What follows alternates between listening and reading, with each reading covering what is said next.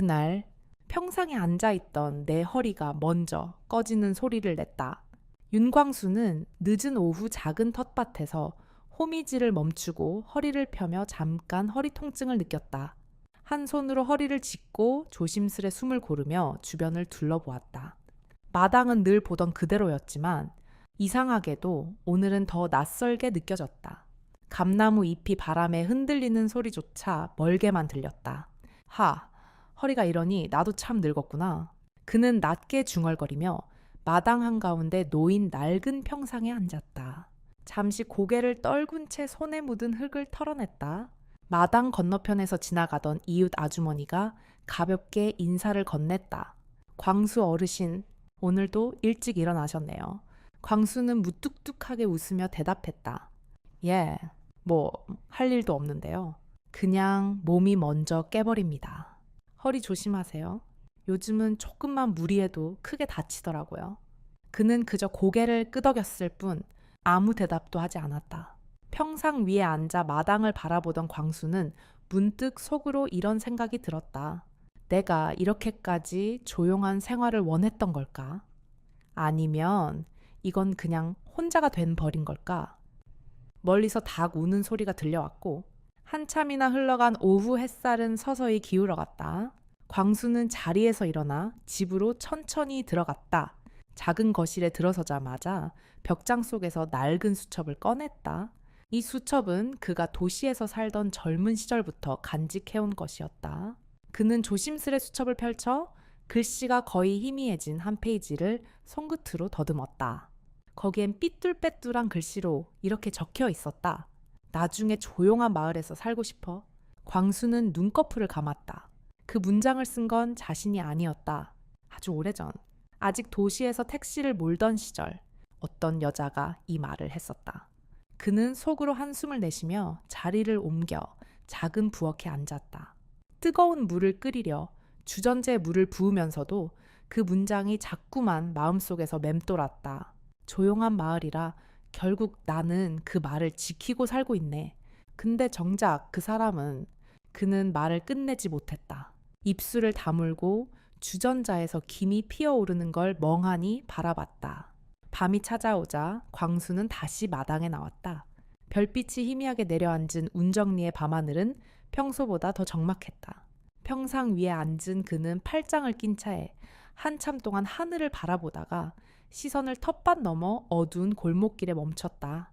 저쪽 끝에 뭐가 있을까? 그는 그 생각이 왜 이렇게 갑자기 마음을 흔드는지 알 수 없었다. 하지만 분명한 건 내일도 아마 다시 그 골목을 바라보게 될 것이라는 사실이었다. 낮은 구름 사이로 부드럽게 비친 햇살이 길을 덮고 있었다. 이른 오후, 윤광수는 마을 어귀로 산책을 나갔다. 평소보다 다리가 무거워 느릿한 걸음을 옮기며 허벅지를 주무를 때마다 묵직한 통증이 은근히 스며왔다. 그는 돌담 위로 피어오른 작은 들꽃을 오래 바라보다가 귀에 스며드는 낯선 소리에 고개를 들었다. 피아노 소리였다. 아주 낮고 맑은 음색이었지만 어쩐지 마음 한쪽을 건드렸다. 광수는 걸음을 멈췄다. 이 마을에서 이런 소리를 들을 줄은 몰랐다. 그는 주머니 속에 손을 넣은 채 한동안 서 있었다. 설마 그럴 리가 없는데 속으로 중얼거리며 고개를 살짝 저었다. 그럼에도 발걸음은 소리가 나는 방향으로 천천히 향하고 있었다. 운정리 끝자락, 붉은 기와 지붕의 단독 주택 앞에서 광수는 멈춰섰다. 비가 내린 지 오래되지 않아 흙냄새가 진하게 났다.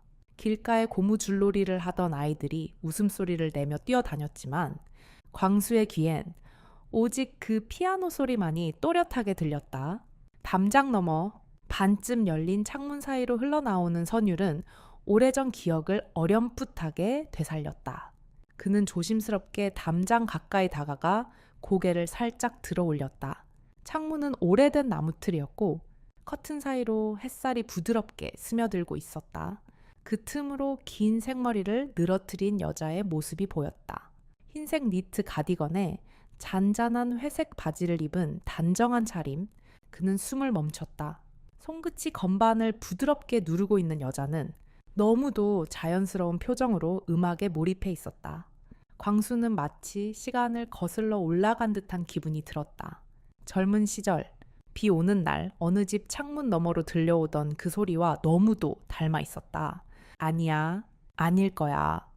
그는 스스로를 다독이듯 작게 중얼거렸지만 마음 깊은 곳에서 무언가가 서서히 깨어나는 느낌이 들었다.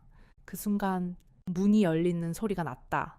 깜짝 놀란 광수는 몸을 움츠리며 담장 옆으로 한 발 물러섰다. 마당으로 나온 여자가 화분을 조심스럽게 옮기고 있었다.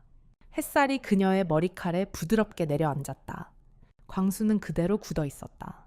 여자가 천천히 화분을 정리하며 창가를 바라보는 동안 광수의 시선은 한순간도 그녀에게서 떨어지지 않았다. 저 사람이 정말 그 사람일 수도 있나? 그는 마음속으로 스스로에게 물었다. 오래전 잊었다고 믿었던 이름이 순간 입술 끝에까지 떠올랐다가 멈췄다. 여자는 그를 전혀 의식하지 못한 채 마당 의자에 앉아 한숨 돌리듯 미소를 지었다. 광수는 순간 가슴이 묵직해지며 숨을 고르지 못했다. 아이들이 고무줄놀이를 하며 그의 곁을 지나가자 광수는 얼떨결에 몸을 돌렸다. 발걸음은 무겁고 어색했다. 그럼에도 몇 발짝 걸어간 뒤 다시 뒤를 돌아보고 싶은 충동이 마음을 흔들었다. 마당 안. 여자가 피아노로 돌아가 다시 건반을 눌렀다. 잔잔한 음이 다시 골목 끝까지 흘러왔다. 광수는 길 끝에서 천천히 발걸음을 옮겼다. 그는 주머니 안에서 손을 살짝 움켜쥐었다. 오래전부터 희미하게 남아있던 팔찌 자국이었다. 혹시 다시 가볼까? 그는 그 생각을 삼킨 채 고개를 숙였다. 낮은 바람이 돌담 위들꽃을 스쳤다. 광수는 길 끝에서 천천히 발걸음을 옮겼다. 그러나 그의 손끝은 여전히 주머니 속 팔찌 자국 위에 멈춰 있었다. 다시 돌아가야 하나? 며칠이 지난 늦봄의 아침, 윤광수는 작은 종이봉투를 들고 최미연의 집 앞에 서 있었다. 그는 문 앞에 서서 한참 동안 주저하다가 다시 돌아설까 말까 망설였다. 다리 한쪽이 묵직해 조심스레 체중을 옮기자 무릎에서 둔한 통증이 스며왔다. 그는 작은 기침을 하며 봉투를 다시 손에 꼭 쥐었다. 괜히 오는 건 아닐까. 이걸 핑계로 여기까지 온 내가 우습군. 그는 속으로 그렇게 중얼거렸지만 발걸음은 이미 문 앞에 닿아 있었다. 조심스레 문을 두드리자 안에서 부드러운 발소리가 들려왔다. 문이 열리자 미연이 평소처럼 단정한 차림으로 서 있었다. 흰색 니트와 연한 회색 바지, 그리고 약간은 놀란 듯한 눈빛. 윤병호 씨죠. 봉사하신다던. 광수는 잠깐 머뭇거리다 고개를 끄덕였다. 예, 마을에서 어르신들 챙겨드린다고 해서요. 약국에서 필요한 거 있다고 하셨죠. 대신 사왔습니다. 그가 종이봉투를 내밀자 미연은 잠시 놀란 표정으로 그를 바라보다가 부드럽게 웃었다. 이렇게까지 직접 사오시다니 고맙네요. 사실 요즘은 시장에 가는 것도 좀 귀찮았거든요. 광수는 어색한 미소를 지으며 고개를 살짝 숙였다. 괜찮습니다. 제가 심심해서 하는 일이니 들어오셔서 잠깐 쉬세요. 날씨도 덥고. 미연이 문을 살짝 더 열었다. 광수는 잠깐 주저하다가 고개를 끄덕였다. 마당을 지나 작은 평상에 앉자 햇살이 은은하게 비춰왔다.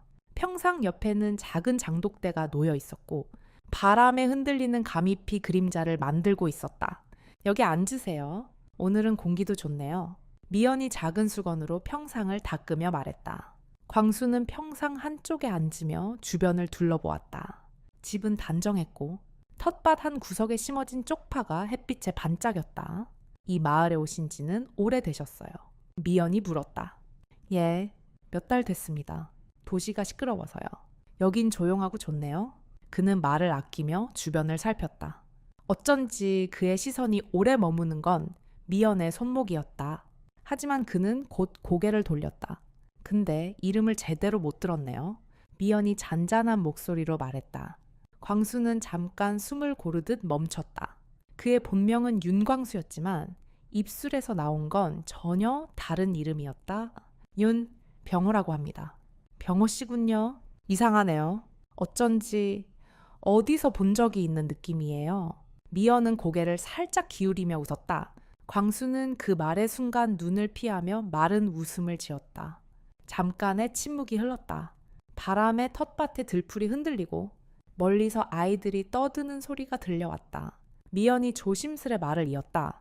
도움 주시는 분이 많지 않아서 사실 이렇게 와주셔서 고마워요.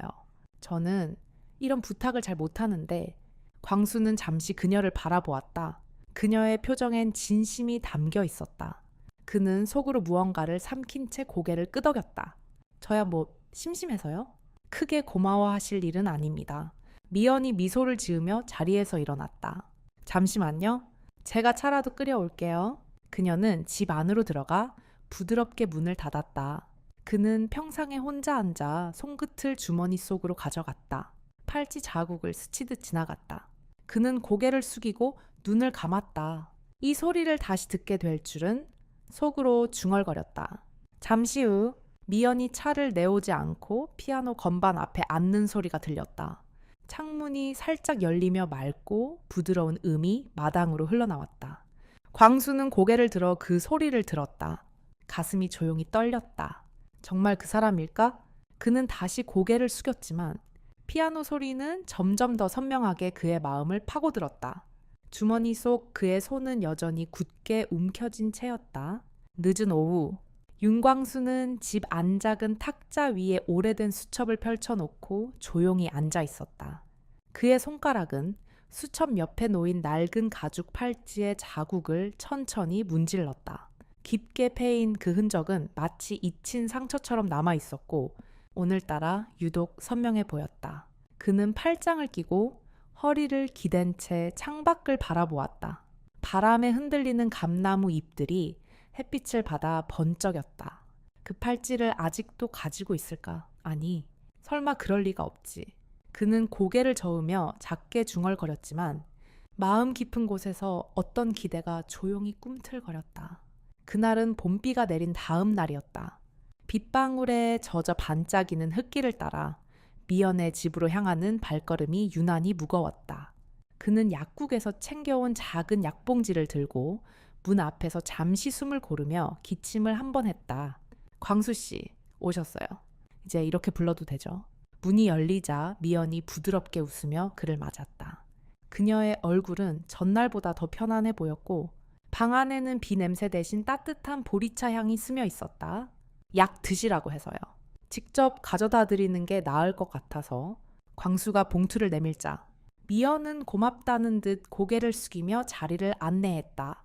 잠깐만 앉으세요. 제가 차 끓여 드릴게요. 광수는 방 안을 천천히 둘러보며 작은 의자에 앉았다. 방은 단정했고 오래된 가구들이 가지런히 놓여 있었다. 그리고 그의 시선은 피아노 위로 스쳤다.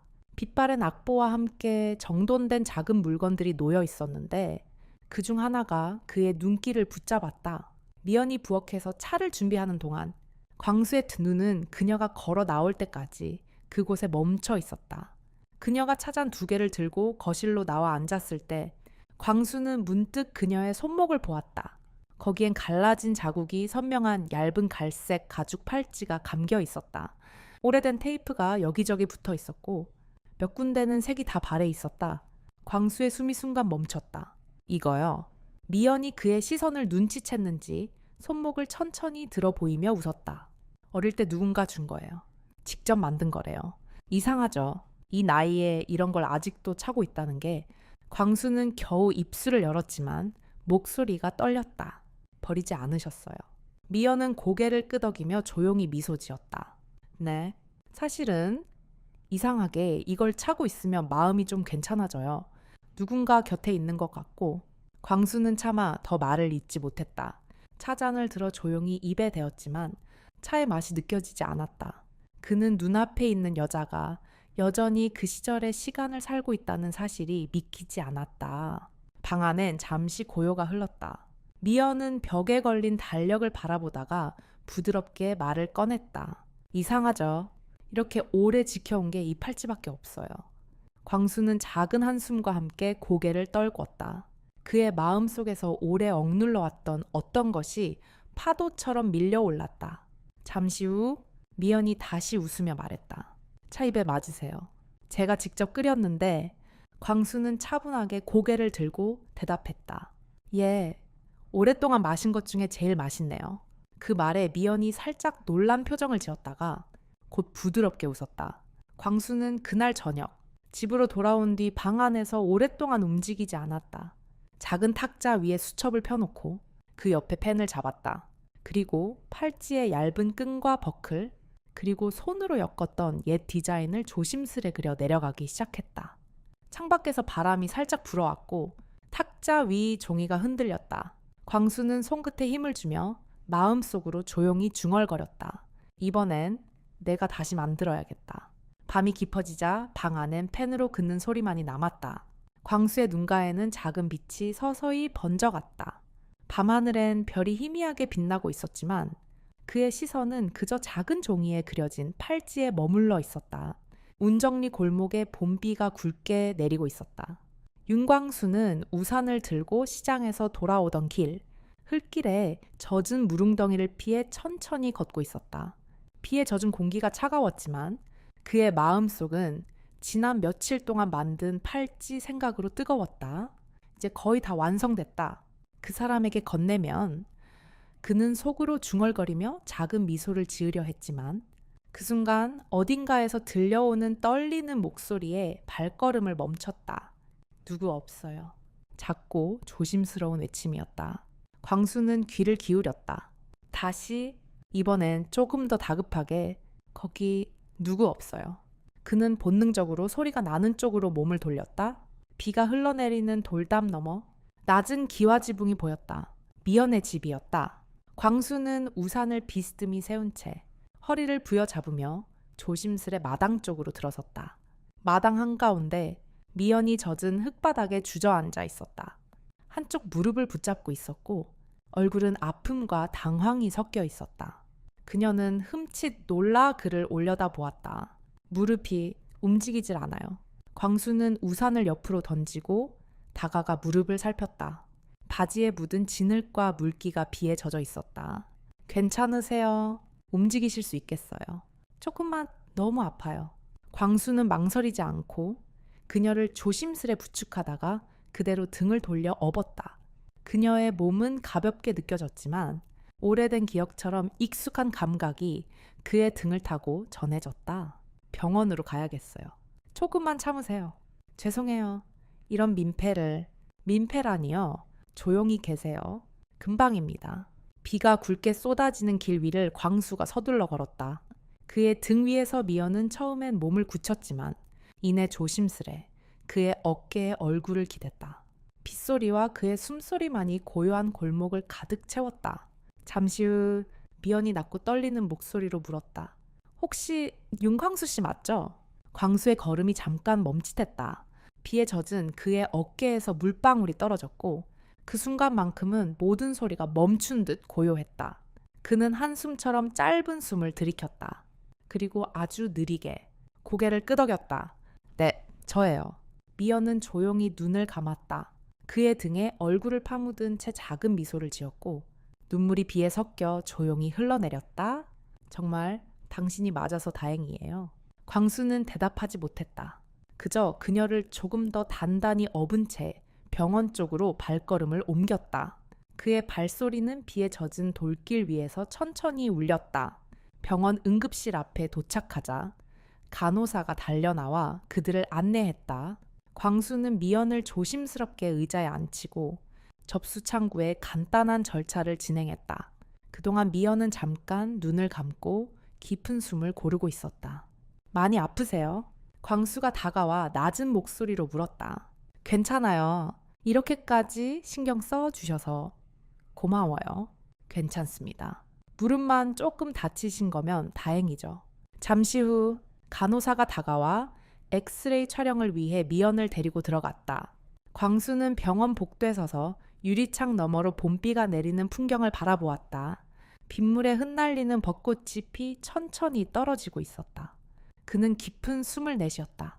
이제는 도망치지 않을 거다. 초여름 햇살이 마당 위로 부드럽게 내려앉았다. 최미연은 붕대를 감은 무릎을 조심스레 매만지며 창가에 서 있었다. 바람이 창문을 스치자 실내로 들어온 햇빛이 바닥에 길게 그림자를 만들었다. 그녀의 시선은 마당에 놓인 작은 평상에 머물렀다. 윤광수가 국화꽃이 꽂힌 유리병과 김이 피어오르는 차, 두 잔을 조용히 올려두고 앉아 있었다. 그는 차분한 표정으로 햇빛을 받고 있었고, 그런 모습이 이상하게도 오래 알고 지낸 사람처럼 편안해 보였다. 미연은 잠시 자신의 손목을 내려다 보았다. 거기엔 이제 새로 만든 가죽 팔찌가 감겨 있었다.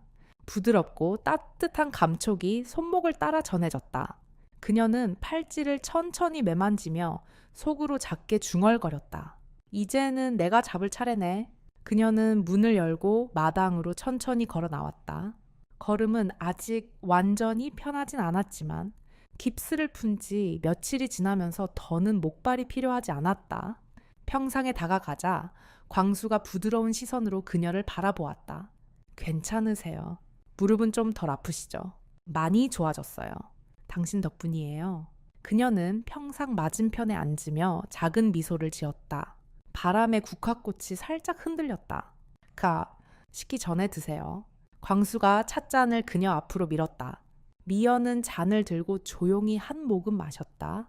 따뜻한 차향이 입안에 퍼지자 그녀는 눈을 살짝 감았다. 좋네요. 국화차 향도 좋고 오늘 공기도 좋고 그리고 그녀가 잠깐 말을 멈췄다가 고개를 들어 광수를 바라보았다. 그리고 당신도요. 광수는 순간 당황한 듯 살짝 고개를 숙였다가 웃었다. 이런 말씀을 들으니 괜히 부끄럽네요. 미연이 잔을 내려놓으며 차분히 말을 이었다. 그녀는 무릎 위에 올려둔 수건을 천천히 접어 평상 옆에 놓았다. 그동안 기다려줘서 고마워요. 사실 저는 이렇게 다시 만날 줄 몰랐거든요. 광수는 잠시 그녀의 얼굴을 바라보다가 조용히 그녀의 손 위에 자신의 손을 올렸다. 이젠 놓치지 않을 거예요. 그의 목소리는 낮고 단단했지만 그 안에 담긴 감정은 누구보다도 조심스러웠다. 미연은 잠시 손을 떨며 망설였다가 조용히 웃었다. 그럼 이번엔 제가 먼저 잡을게요. 그녀는 그의 손등을 살며시 감쌌다. 그 순간 둘 사이에 흐르던 조용한 공기가 조금 더 따뜻해졌다. 오후가 깊어지자 두 사람은 함께 마을 끝자락의 산책길로 걸어 나섰다. 나무잎이 바람에 살짝 흔들렸고 멀리서 가을물이 흐르는 소리가 들렸다.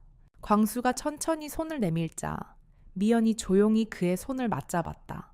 이 길 참 좋네요. 당신이 좋아할 것 같아서 이 마을로 온 거예요. 기억하시죠? 고등학교 때 조용한 시골에서 살고 싶다고 했던 그 말. 미연은 잠시 멈춰 서더니 광수의 팔을 살짝 끌어안았다. 그때 말했던 걸 아직도 기억하고 있었어요. 네, 그게 제 귀에 너무 오래 남아서 언젠가는 당신이 올 수도 있을 거란 생각 하나로 여기까지 왔어요.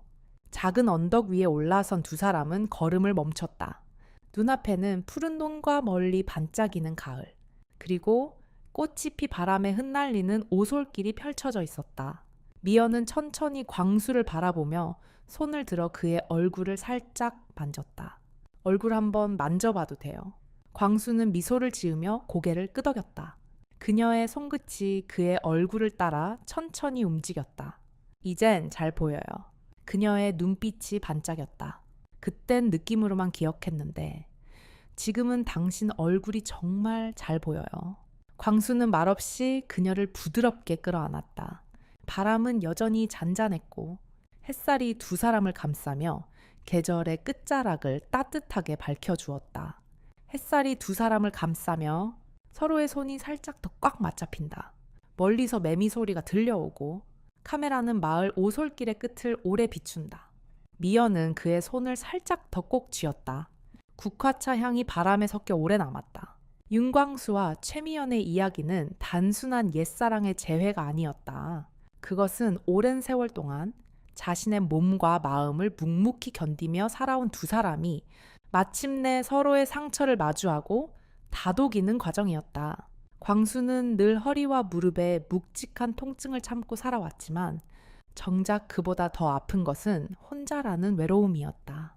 미연 역시 평생을 다른 사람들을 위해 참고 인내하며 살았지만 정작 자신을 돌보는 일에는 서툴렀다. 이 이야기는 그런 두 사람이 아주 작은 일상 속에서 서로의 존재를 통해 다시 숨쉬듯 살아나는 여정을 담고 있다. 사람은 나이가 들수록 자신의 몸에서 들려오는 작은 신호들을 무심히 넘기곤 한다. 허리가 조금 아프면 원래 나이 들면 그런 거지라고 넘기고, 가슴이 답답하면 잠깐만 쉬면 괜찮아질 거야 라고 생각한다. 하지만 이 이야기는 그 작은 신호 하나하나가 사실은 우리에게 보내는 중요한 메시지임을 알려준다. 광수가 허리 통증 때문에 평상에 앉아 별을 보며 느꼈던 고독. 미연이 무릎을 다친 후 광수의 등을 빌려 병원으로 향하던 순간 느낀 안도감은 단순히 육체의 고통 때문만이 아니었다. 그것은 자신이 더 이상 혼자가 아니라는 깨달음이 주는 깊은 위로였다. 조용한 마을의 평상 위에서 나눈 차 한 잔, 마을 끝 오솔길에서 서로의 손을 살짝 맞잡은 순간은 거창하지 않았다. 그러나 그 순간들이야말로 이 두 사람에게 가장 큰 치유였다.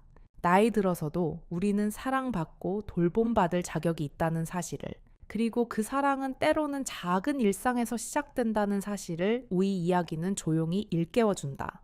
삶이란 결국 거창한 사건으로만 채워지는 것이 아니다.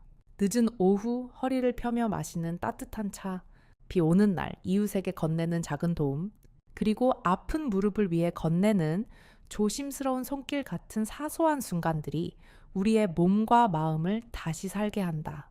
미연이 팔찌를 손목에 감고 느꼈던 위로는 단순히 가죽의 촉감 때문이 아니었다. 그것은 누군가 자신을 기억하고 자신을 위해 마음을 썼다는 증거였다.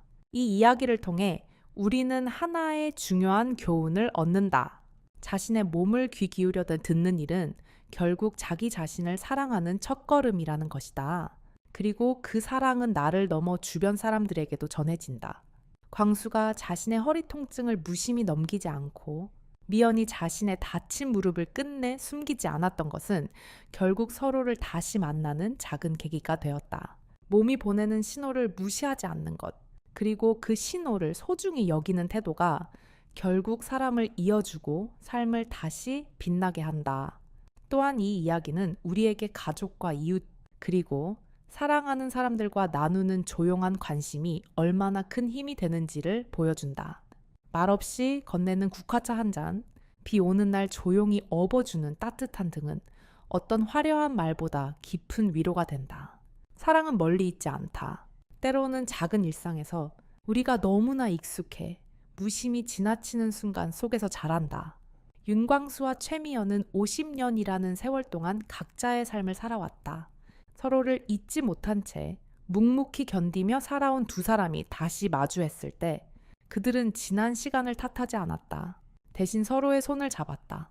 그 손은 떨리고 주름졌지만 그 안엔 지난 세월 동안 쌓인 기다림과 후회, 그리고 다시 시작하고 싶은 마음이 고스란히 담겨 있었다. 이 이야기의 마지막 장면에서 미연이 광수에게 한 말이 마음에 남는다. 이젠 잘 보여요. 이 짧은 한마디는 단순히 시력이 회복된 기쁨이 아니라 잊고 살았던 소중한 감정들을 다시 느끼게 된 기쁨이었다. 우리 역시 나이 들어서도 혹은 삶의 어느 순간에서도 이런 깨달음을 얻을 수 있다. 마음을 닫고 살았던 시간이 길었어도 누군가의 손을 조심스럽게 다시 잡는 용기를 낸다면 우리는 다시 연결될 수 있다. 그리고 이 모든 이야기를 관통하는 철학이 있다. 사람의 마음은 작은 관심과 느린 시간이 쌓일 때 비로소 깊이 치유된다.